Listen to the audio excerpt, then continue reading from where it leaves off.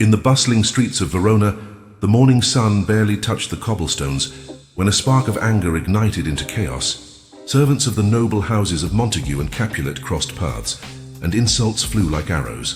Benvolio, a Montague, tried to calm the situation, waving his arms and pleading for reason.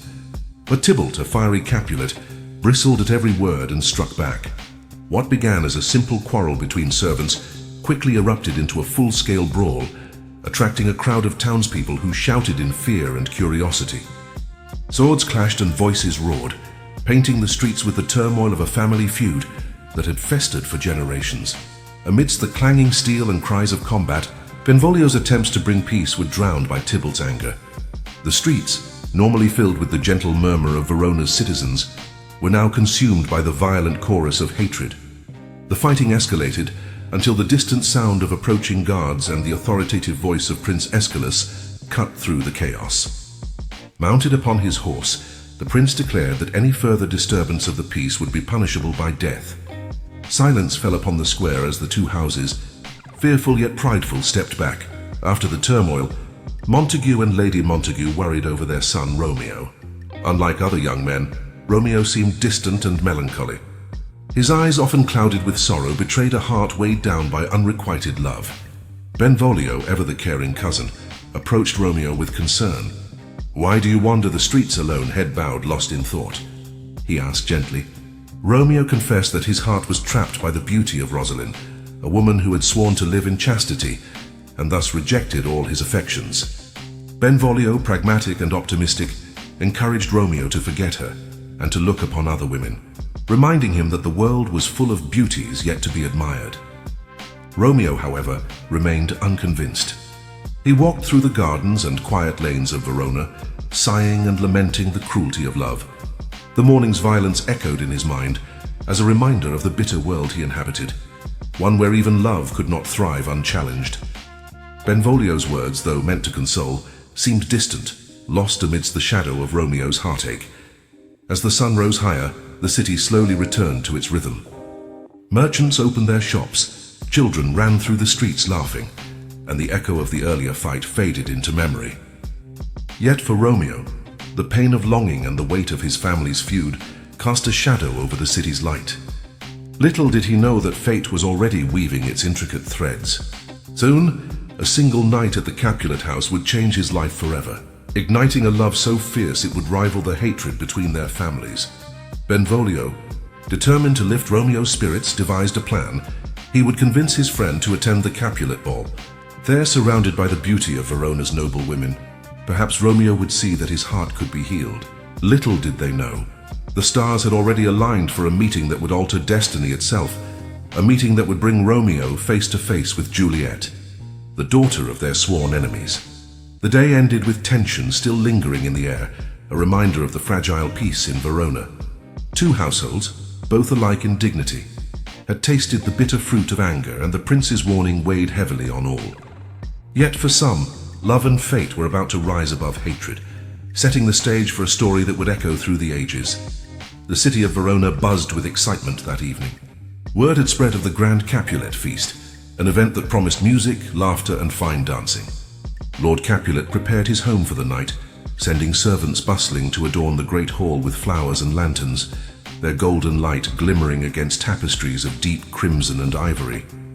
The air was filled with the scent of roasted meats and sweet wine, mingling with the laughter of guests. Meanwhile, in the Capulet house, Paris, a nobleman of Verona, spoke with Lord Capulet. His words were courteous but bold, for he sought the hand of Juliet in marriage. Capulet, respectful yet cautious, told Paris that Juliet was still but 14 years old. "Let her grow and then you may ask her hand," he said, smiling politely, though a hint of pride lingered in his voice. Paris agreed, promising to wait, and asked to be invited to the evening's feast.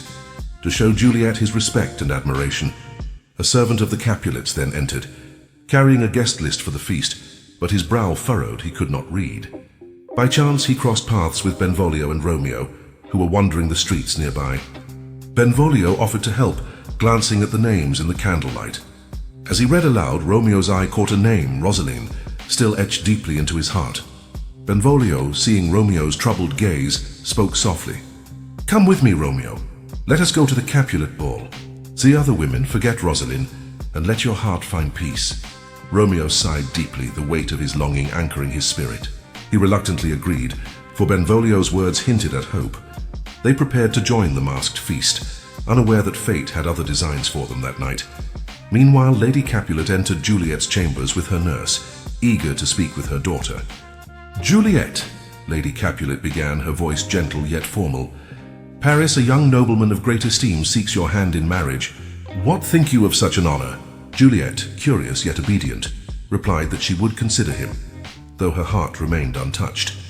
The nurse, with warmth and fond memories, teased Juliet softly.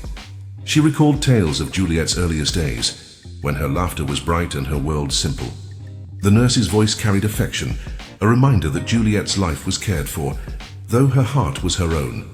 Juliet listened quietly, her thoughts already drifting to the evening ahead, to the ball that promised beauty and mystery.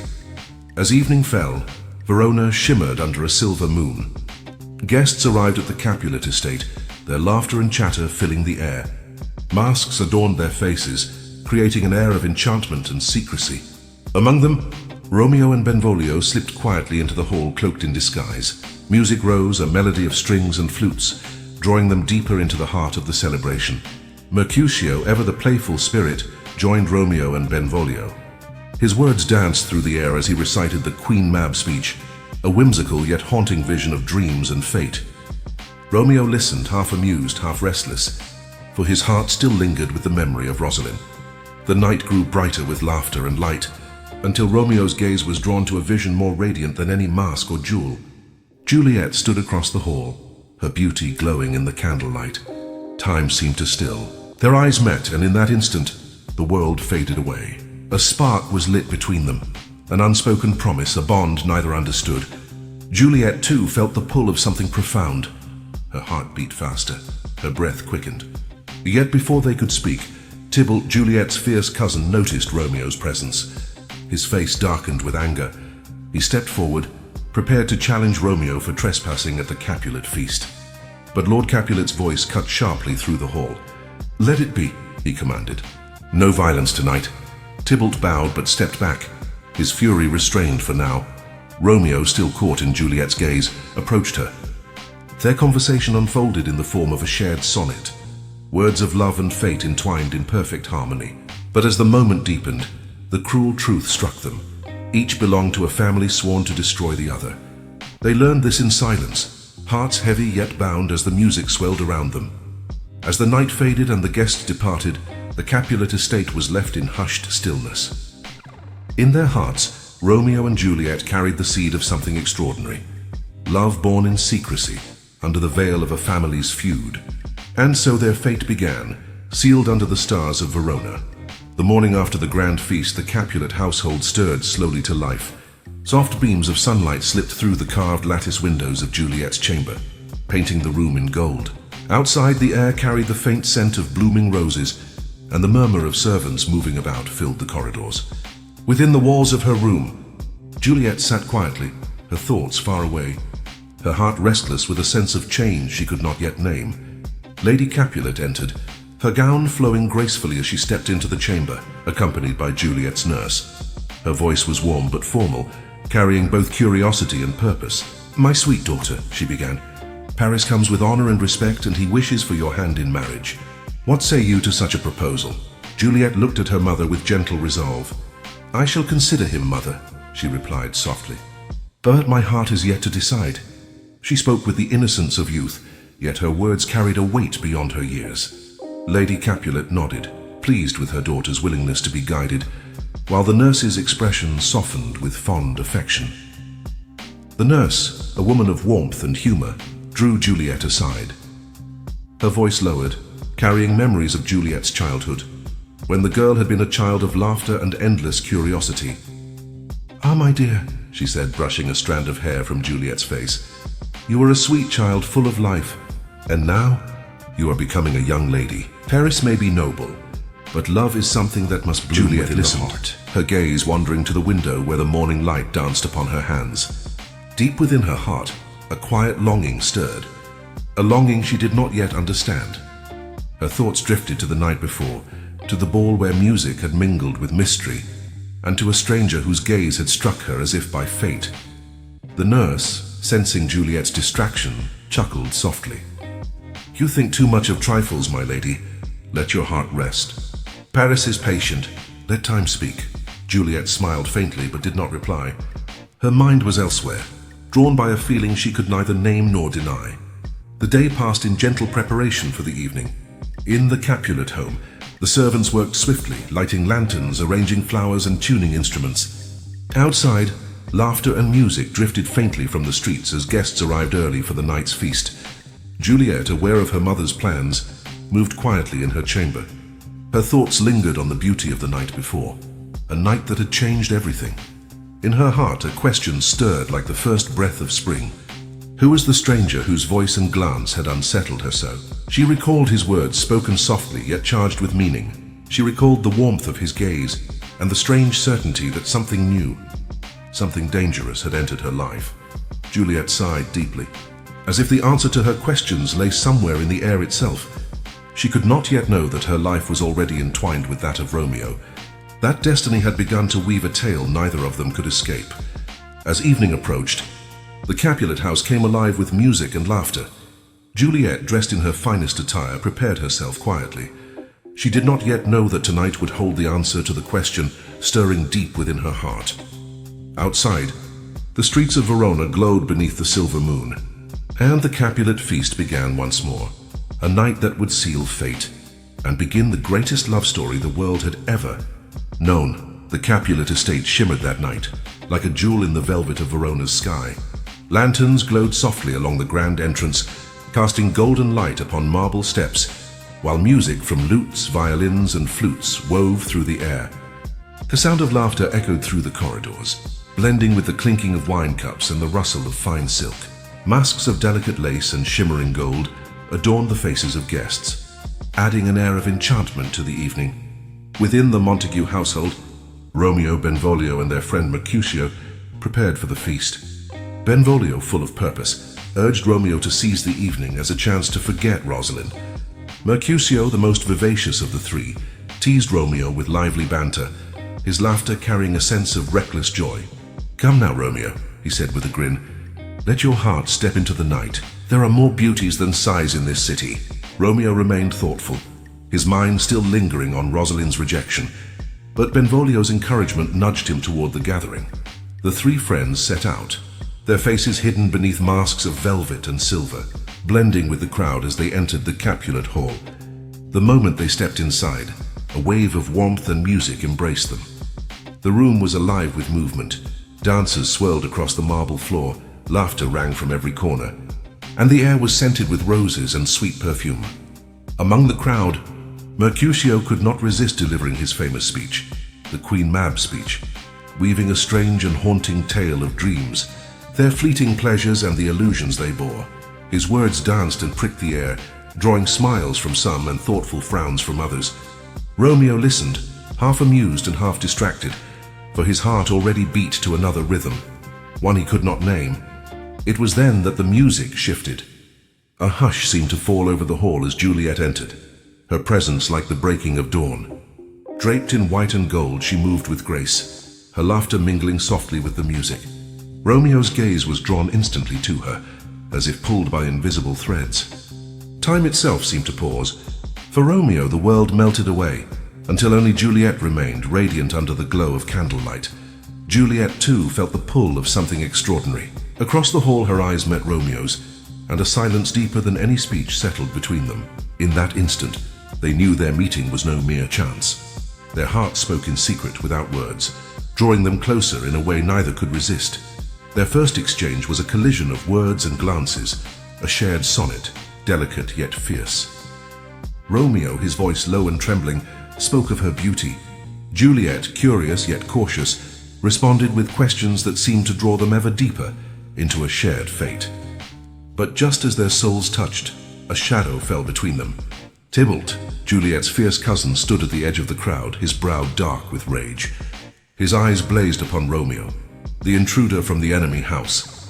Tybalt drew his sword, ready to challenge Romeo for daring to enter the Capulet hall. A hush fell over the gathering, the laughter fading to whispers. Lord Capulet's voice rang sharp and commanding. "Hold, Tybalt. Let it pass this night," he said firmly. Tybalt, though burning with fury, bowed stiffly and withdrew, his eyes never leaving Romeo. Romeo and Juliet lingered in the hush of the hall, their hearts heavy with unspoken truth.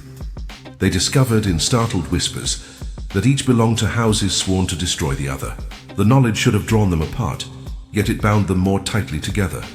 As the feast continued around them, they stole away from the crowd, their minds and hearts alive with wonder and dread. The air outside was cool, filled with the perfume of evening flowers. Verona lay under a silver veil of moonlight, and in that quiet moment a single truth burned between them. Their meeting was not an accident.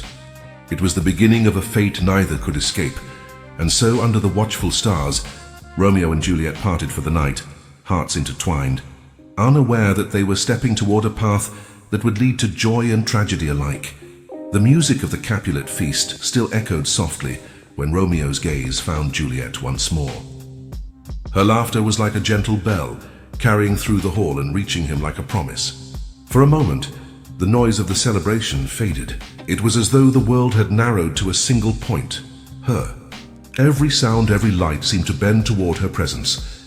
Juliet stood surrounded by friends, her face radiant beneath her mask. She moved with grace, every step a quiet note in a melody only she knew. Romeo, still cloaked in the shadows of disguise, watched her with a fascination that left him breathless. He felt as if he were drawn toward her by something unseen, a force that had nothing to do with choice. Their eyes met again, and this time the world seemed to still completely. Juliet felt a strange flutter in her chest, as if some secret within her had been awakened. She moved closer without knowing why, her steps guided by the magnetic pull of his gaze. Romeo, sensing her movement, stepped forward as well, drawn toward her like a moth to a flame. They met halfway, their voices low and trembling with wonder. Words began to flow between them, but they were not ordinary words. They were a shared sonnet, a dance of language that bound them in a moment beyond time. "If I profane with my unworthiest hand this holy shrine," Romeo said softly, "my lips, two blushing pilgrims, ready stand to smooth that rough touch with a tender kiss." Juliet responded in kind, her voice barely above a whisper but filled with strength. "Good pilgrim, you do wrong your hand too much, which mannerly devotion shows in this. For saints have hands that pilgrims' hands do touch, and palm to palm is holy palmer's kiss." The exchange was a delicate weaving of hearts and words, as if poetry itself had descended into the hall. Around them, the feast continued, unaware that in the corner of the grand hall, a love unlike any other had taken root. But not all hearts welcomed this meeting. Tybalt, standing at the edge of the hall, watched with eyes sharp as daggers. His face was pale with anger. Here was a Montague, disguised or not, daring to trespass in his house and speak to his cousin. His hand moved toward his sword, but Lord Capulet's voice rang out, stern and commanding. "Tybalt, peace. You disturb our feast. Let him be tonight." Tybalt's lips curled with silent fury, but he bowed stiffly, stepping back into the shadows. Romeo and Juliet lingered, their hands brushing as they spoke. Each word they exchanged drew them deeper into a shared bond neither dared to name aloud. In that instant, they were no longer merely strangers. They were something far more dangerous and beautiful, two hearts bound by the fragile, perilous thread of love. Before parting, they learned the truth that would shake the very foundation of their hearts. They were children of feuding houses. Montague and Capulet, sworn enemies. The knowledge was a cruel blow, yet instead of breaking them apart, it seemed to bind them closer. For they knew their love, if it was to survive, must defy the world itself. As the night drew to a close, Romeo slipped away from the hall, his heart heavy yet aflame. Juliet lingered behind, her thoughts tangled between fear and longing. Outside, the streets of Verona were bathed in moonlight, and somewhere in the quiet air hung the whisper of fate, a whisper that would soon turn to thunder. And so ended their first meeting, a night destined to live forever in the hearts of lovers, and to echo through the ages as the moment two souls touched across the divide of hate. Night had fallen over Verona, and the Capulet house lay in quiet beneath the glow of a silver moon. Within, soft music and distant laughter still drifted from the halls of the feast, but outside the world was hushed. The gardens were bathed in pale light, their flowers asleep beneath the cool breath of evening air. Somewhere above, the stars burned gently, as if watching the secret that was about to unfold. Romeo, heart still trembling from the night before, could not rest. He wandered through the shadows, drawn to the Capulet orchard as though by invisible threads. The memory of Juliet's voice, her laughter, the touch of her glance called him like a dream he could not leave. Cloaked in darkness, he moved silently beneath the stone walls of her chamber, unaware of how close he was to destiny.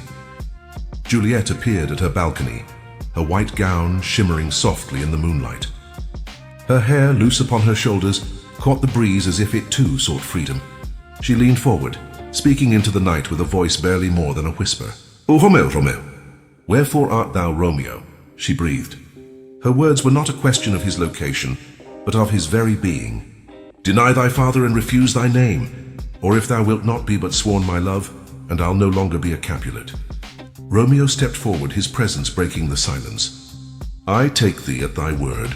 Call me but love, and I'll be new baptized. Henceforth I never will be Romeo."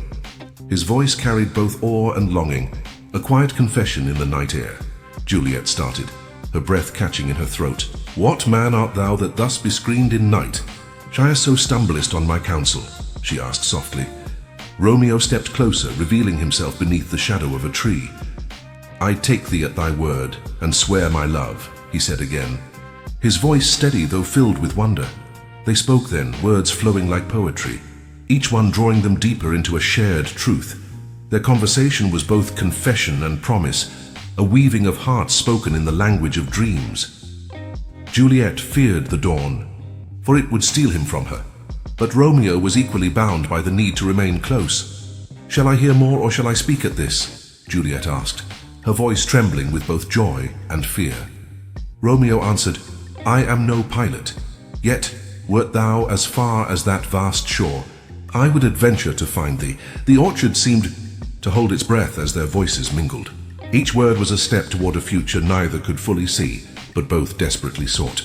Juliet's heart fluttered like the wings of a bird, caught between longing and fear. "If they do see thee here," she said softly, "thou art lost to danger." Romeo answered with gentle certainty, "I take the risk, for my heart is bound to thee." They lingered in the hush of night, exchanging vows that neither time nor feud could undo. Their love was whispered under the watchful stars, fragile yet fierce. As the night deepened, the lovers parted reluctantly. Juliet withdrew into the safety of her chamber, her mind heavy with longing and worry. Romeo vanished into the shadows, his heart ablaze with the knowledge that he had found something worth defying the world for. Above them, the stars still shone, as if blessing the first sacred vows of Romeo and Juliet. A night of danger and wonder had sealed their fate, binding them forever in a love that would be tested beyond imagination. The first rays of dawn crept softly into Verona, brushing the rooftops with gold and turning the streets to light. Friar Lawrence's small cell, tucked away in the heart of the city, was still when Romeo arrived, his footsteps quiet on the stone floor. His heart pounded with the weight of the night before, and his mind was a storm of longing, joy and fear. Friar Lawrence, tending to his herbs, looked up and greeted him warmly, though his brow carried a thoughtful crease. "Good morrow, Romeo," he said gently. "Thy eyes speak of restless dreams." Romeo stepped forward, his voice trembling with urgency. "Father, last night has changed me forever. I have loved and been loved in return. Juliet is mine. We must be wed before the world can claim her from me." The friar's eyes lingered on Romeo with both concern and hope. "Young men's hearts are swift, Romeo," he said quietly. "But I see thy love is more than fleeting fancy. Yet know this, such passion bears danger, for thy houses are sworn to hate each other." Romeo's hands clenched. "That hatred is what I wish to end, Father. Our love can bridge the gap between our families. Please, I beg thee, marry us in secret." Friar Lawrence studied Romeo long and hard. The air in his cell was filled with the scent of crushed herbs and candle wax. Finally he spoke, "I will consent, Romeo, but not lightly. Love is a powerful force, and so is fate. If our union can heal this feud, then we must risk the world to try." He moved to his table and began preparing words for the ceremony. "Come with me at once. We shall bind your hearts with vows before the day is spent." Romeo's face lit with a quiet joy. "Father, I am in thy debt. Juliet's love is my life, and I will guard it with my soul." Friar Lawrence nodded gravely, his mind already turning to the consequences of their choice. Later that day, Romeo returned to the Capulet orchard to meet Juliet. The night before had burned in his heart, and now he longed to seal their vows with action. Juliet appeared at her balcony as if drawn by some secret summons. Her eyes widened with joy when she saw him. "My heart," she whispered, "is thine." Romeo took her hands, their fingers intertwining. "And mine is thine, Juliet," he replied, his voice firm and trembling with emotion. "This day we shall make ourselves one before God." They moved together toward Friar Lawrence's cell, hearts beating in unison. The friar awaited them quietly, the hush of the cell filling with the soft scent of flowers and incense.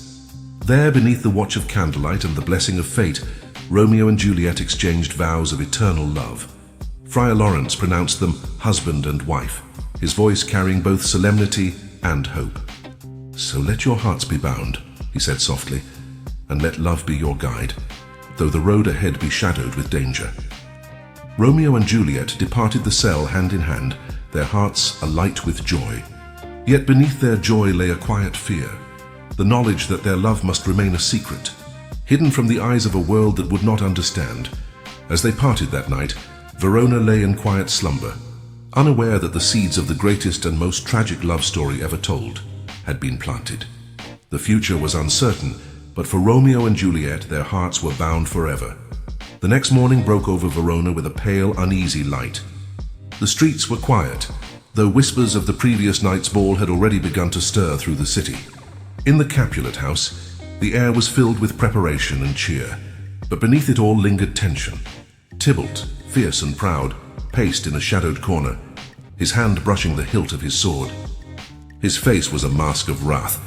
Last night, a Montague had dared to trespass upon his home and, more dangerously, to speak to his cousin Juliet. This insult would not pass unavenged. Romeo, unaware of the storm brewing against him, moved through the city with Benvolio and Mercutio. The joy of last night lingered in his heart, tempered now by the shadow of reality. He had been married in secret to Juliet, yet the knowledge of their family's hatred gnawed at him. Benvolio noticed his friend's restless mood and sought to advise him, but Mercutio's laughter rang out first. "Why, Romeo?" Mercutio teased. "You look like a man haunted. Is love enough to make thee tremble? Come, join me and put aside these sighs. Verona is ours tonight." Romeo smiled faintly, but said nothing, his thoughts still with Juliet. The peace of the day was shattered when Tybalt arrived, his eyes flashing with anger. He strode toward Romeo, his hand gripping his sword. "Romeo, the villain!" he hissed. "Thou hast dishonored my house. Draw and defend thyself." Benvolio stepped between them, his voice pleading. "Tybalt, peace! Remember the prince's warning. Any further violence brings death." Tybalt's face twisted with scorn. "Peace?" he spat. "Peace is not for men who allow insult to pass. I will have satisfaction." Romeo, seeing Tybalt's fury, spoke gently. "Tybalt, I do protest I love thee not." But his words were drowned by the clash that followed. Mercutio, enraged at Romeo's calm, drew his sword. "Romeo, thou art content to let thy love make thee a fool," he cried, stepping forward. Steel rang against steel, and in a blur of motion Mercutio fell, wounded fatally. Romeo's heart roared with grief and fury. He felt the fire of vengeance consume him. "Now, Tybalt," he said, his voice cold with resolve, "that thou art mine." The two men engaged in a duel, swift and deadly. In a moment, Tybalt lay still, struck by Romeo's blade. A hush fell upon the street. Benvolio stepped forward. "Romeo, this act will cost thee dearly." Romeo, his face pale with sorrow, turned toward the sound of approaching guards. Prince Aeschylus arrived, his countenance grave. "Romeo, thou art banished from Verona," he declared. "If thou art found here again, it will mean death." Romeo's heart sank like a stone. Exile. The punishment was worse than death. He fled into the shadows, carrying with him both the memory of his secret love and the bitter weight of loss. In the Capulet home, Juliet awaited news, her heart filled with unease. The nurse brought word of Tybalt's death and Romeo's banishment.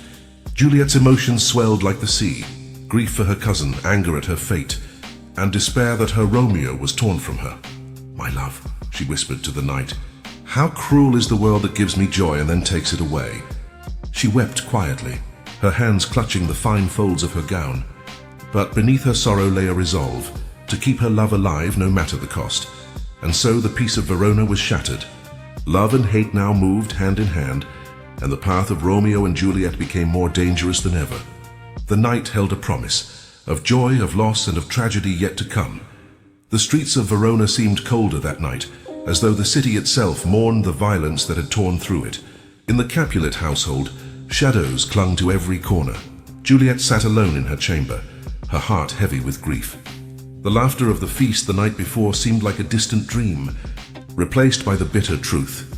Tybalt was dead, and Romeo, her husband in secret, was banished from Verona. The nurse approached quietly, carrying a pale light and the weight of unwelcome news.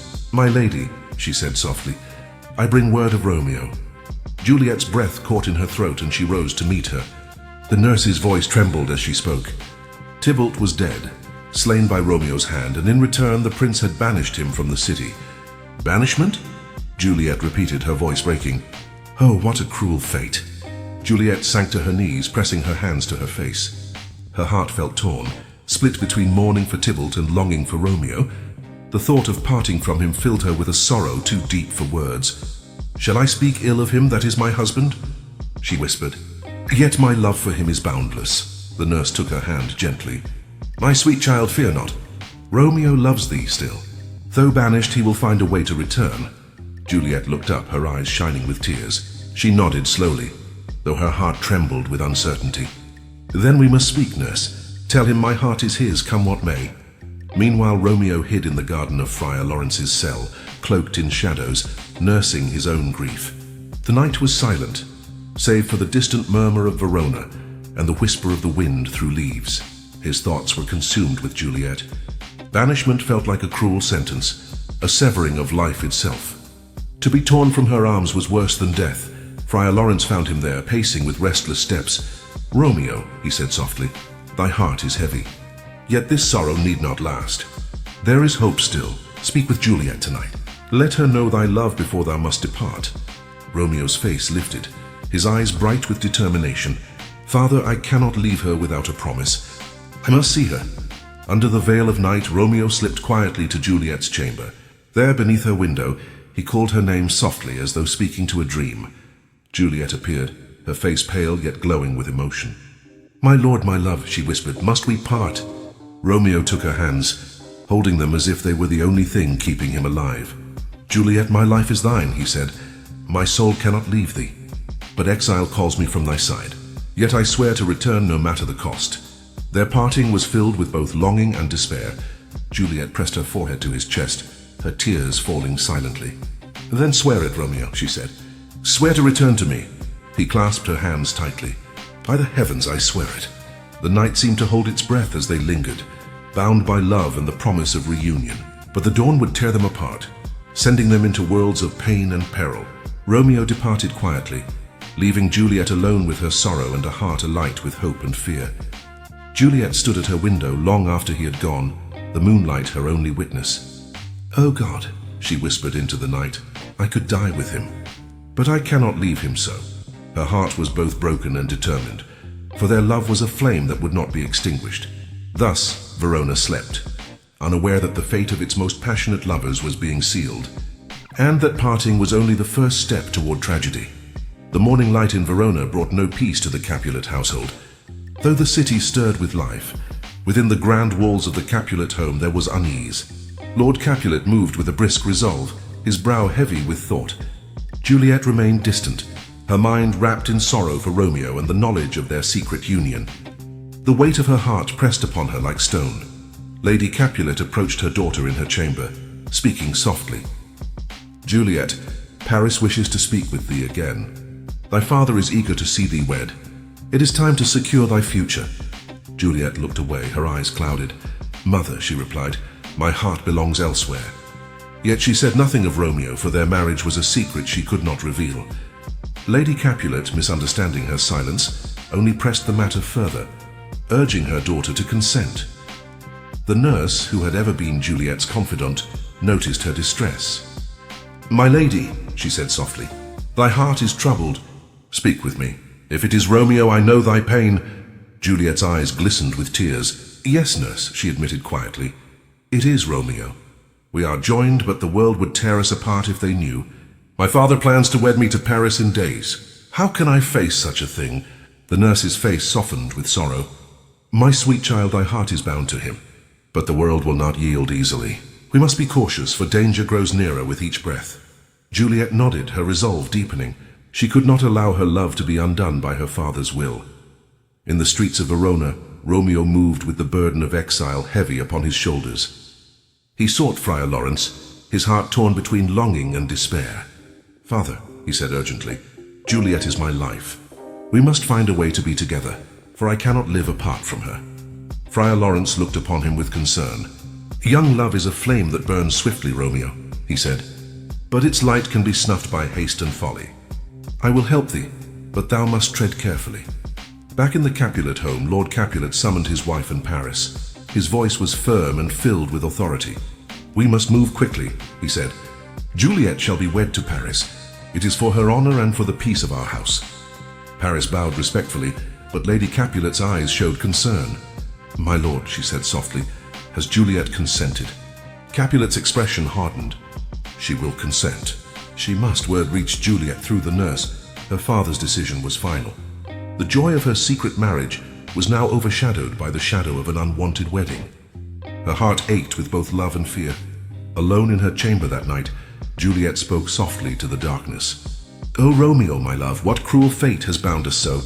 The world conspires to tear us apart. Yet I will not yield." That night she sought Friar Lawrence in secret. The cell was quiet, filled with the scent of herbs and candlelight. "Father," she said with urgency, "my father has arranged my marriage to Paris. I cannot bear it. What can I do?" Friar Lawrence studied her, his face grave. "Juliet, our love walks a dangerous path. I will devise a plan. But thou must be brave, for the road ahead is fraught with peril." Juliet took his hand, her eyes filled with trust and desperation. "Do what thou must, father. For Romeo and I, love is worth the risk." Friar Lawrence nodded, knowing that their secret union had now become a battle against fate itself. As Juliet returned to her chamber, the moonlight streamed through her window, illuminating her face. Her heart was steadfast, her resolve unwavering. She would not allow her love to perish. Yet in the silence of that night a shadow lingered, a shadow of trials and tragedy yet to come. Thus, Verona's streets slept beneath the stars, unaware that the next days would set in motion the final and most desperate acts of the greatest love story ever told. The day was heavy with heat in Verona, the sun striking down upon the stone streets with relentless brilliance. In Friar Lawrence's humble cell the air was still, scented with dried herbs and incense. Juliet arrived early that morning, her face pale, her eyes shadowed with resolve. She moved quietly, yet her steps betrayed her anxiety. Her heart was torn between hope and fear, for what she was about to do would change her fate forever. Friar Lawrence stood by his work table, arranging herbs in small glass vials. His face was lined with worry, though his voice was calm. "Juliet," he said softly, "this potion is not without risk. It will make thee appear dead for a full 42 hours. Thy body will be as still as stone, and thy breath as quiet as the grave. But when thou awakest, it will be in Romeo's arms, and we shall be free to live together." Juliet's hands trembled as she took the vial from his hands. "Father, I will do this," she said firmly. "If it means I can be with Romeo, I will risk even death itself. For I cannot live without him." Her voice cracked with emotion, and Friar Lawrence placed a steady hand upon her shoulder. "Remember, Juliet," he warned, "when thou art found, thy family will believe thee dead. The message to Romeo must reach him in time, or all will be lost." Juliet nodded, her eyes glistening. She clutched the vial to her chest as if holding her very soul. Later that night, Juliet returned to her chamber. The Capulet household was quiet, save for the soft hum of distant voices and the flicker of candlelight. Alone, she knelt beside her bed, her hands folded in silent prayer. Her thoughts raced of Romeo, of their love, of the peril that lay before her. She drew a deep breath and drank the potion, the liquid cool and bitter on her tongue. A shiver passed through her body. Her knees weakened and she fell upon the bed. Her breath slowed, her heartbeat faltered, and a deep stillness settled over her. The candlelight flickered and dimmed as Juliet lay motionless, her face pale yet serene. Her hand rested upon her chest, her wedding token still in place, a secret vow to Romeo that even death could not undo. In the halls of the Capulet house, the nurse and Lady Capulet came to call her. They found her as still as marble, her breath silent. Shock and terror swept through them, and they called for aid. Lord Capulet rushed to her chamber, his face a mask of grief. The cry of anguish that followed filled the house. "Oh child, oh my joy! My heart is broken," he exclaimed, clasping her lifeless form to his chest. The word spread quickly through Verona. Juliet was dead. The city mourned with Capulet's family, and the sorrow was deep and heavy. The streets were filled with whispers and tears. Friar Lawrence, hiding his knowledge of her true state, prepared to send word to Romeo, praying that the message would reach him before it was too late. But fate is cruel, and the threads of destiny fray where the heart is most vulnerable. Unseen by Friar Lawrence, the messenger who bore his letter to Romeo was delayed by an unexpected turn of events. Verona's night seemed to close around Juliet's fate, and her secret sleep became a shadow upon the hearts of all who loved her. In her chamber, Juliet lay still, her dreams filled with visions of Romeo, his voice calling to her through the darkness, his hands reaching for hers. And though she slept as if dead, her heart still beat with the fierce promise of love, waiting for the moment it could awaken.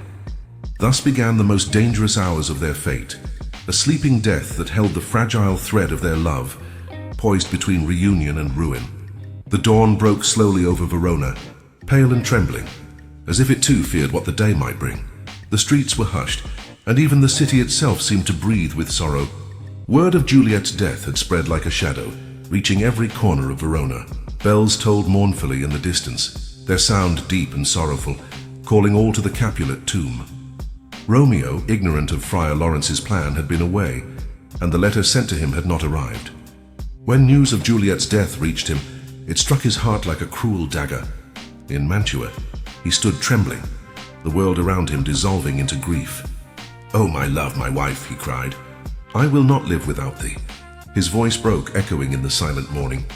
Without hesitation, he seized the dagger at his side and made his way back to Verona, determined to join Juliet in death.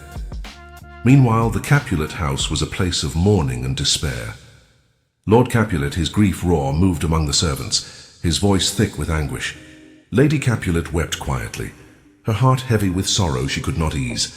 The nurse clung to Juliet's bed, her tears falling like rain upon the pillow where her beloved lay still and pale.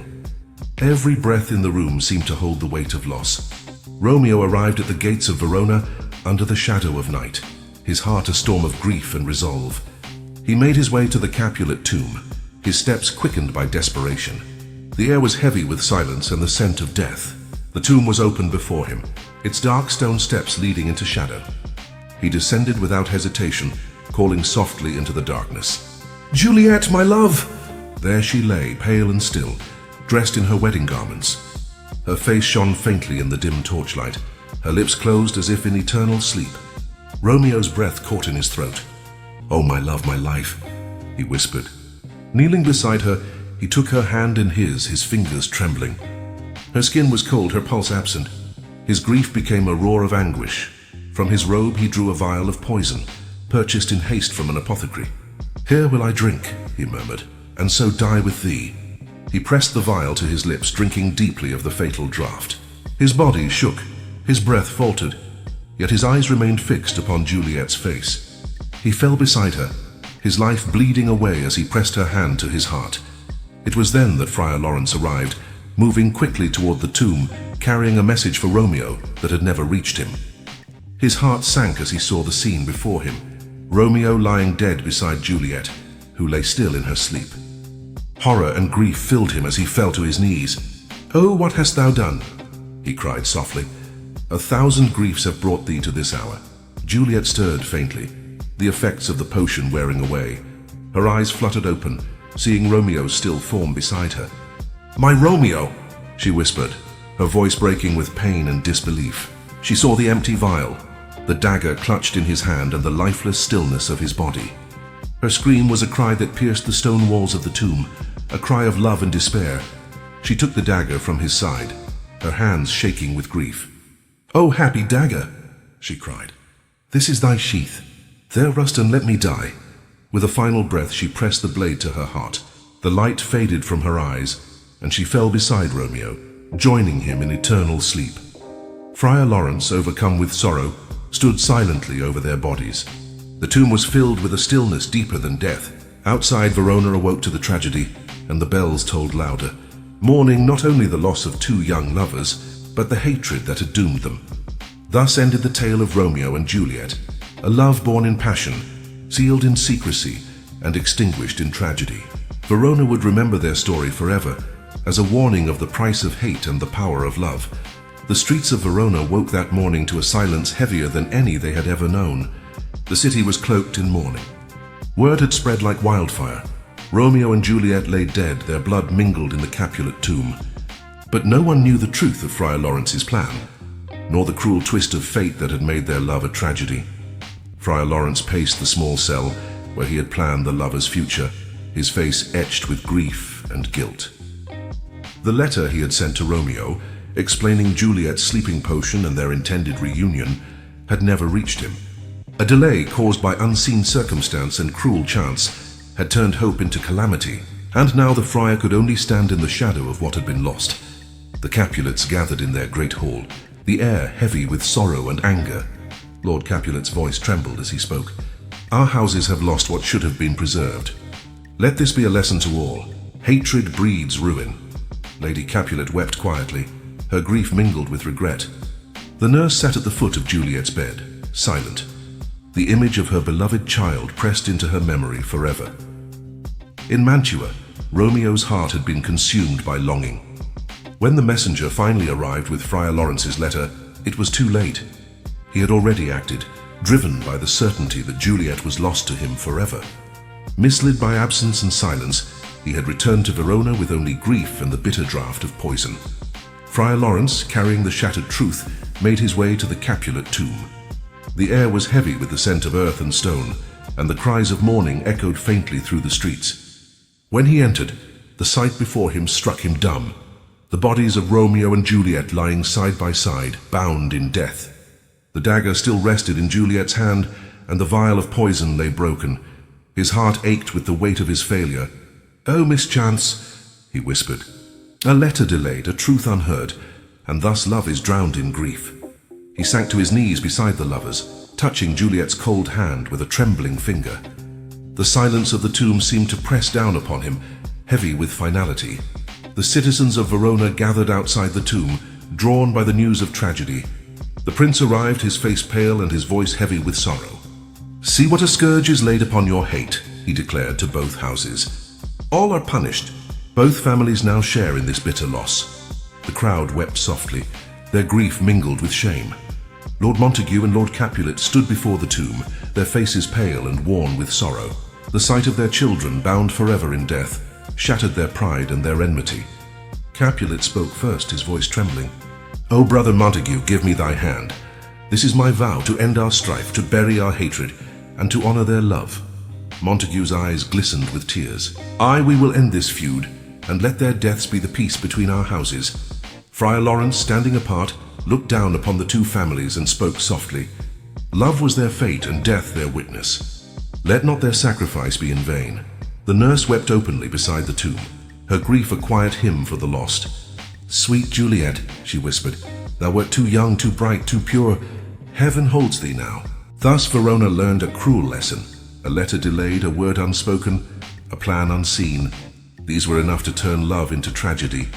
The miscommunication that kept Romeo and Juliet apart became the final thread in the tapestry of their fate.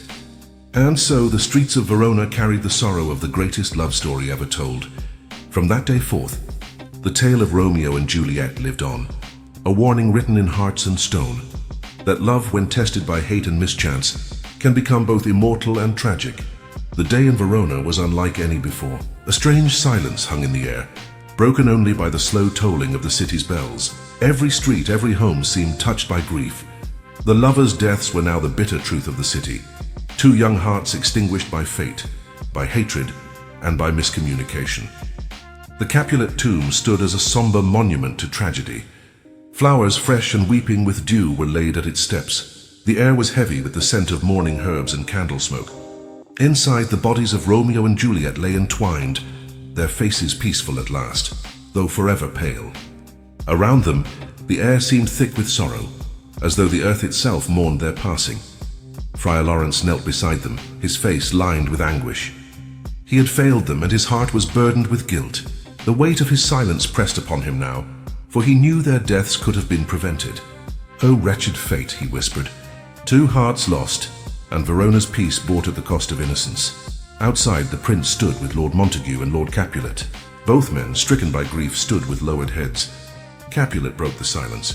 Montague, my brother in grief, let this night end our feud. Our hatred has brought naught but ruin. Montague, voice heavy, replied, let it be so. Let this sorrow be the seed of peace between our houses. They clasped hands not with pride, but with the deep and aching understanding of loss. The prince raised his voice so all could hear, see what a scourge is laid upon your hate. All are punished. If ever you disturb our streets again, your lives shall pay the forfeit. Let their deaths be a lesson, and let peace grow from this soil of sorrow. Lady Capulet wept openly, her grief spilling like rain. My daughter, my child, she cried. The nurse clutched her head in despair, murmuring Juliet's name like a prayer. The gathering wept quietly, bound together in the shadow of the greatest tragedy Verona had ever known. Friar Lawrence spoke softly to the crowd. Love was their life.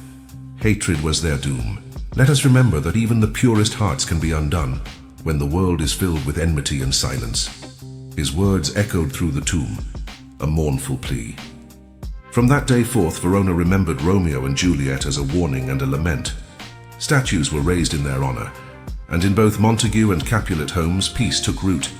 Yet the memory of the lovers was forever tinged with sorrow, the reminder that love, no matter how fierce, can be undone by mischance, pride and hate. And so the story passed into legend, of two hearts bound by passion, torn apart by fate, and joined forever in death. Their names became a symbol, not only of love's glory, but of its fragility. Beneath the moonlight, Verona's streets still whisper their names. Beneath the stones of the Capulet tomb, their hands remain joined in eternity. And in the hearts of all who hear their story, Romeo and Juliet live on, a final tragedy and the greatest love ever told.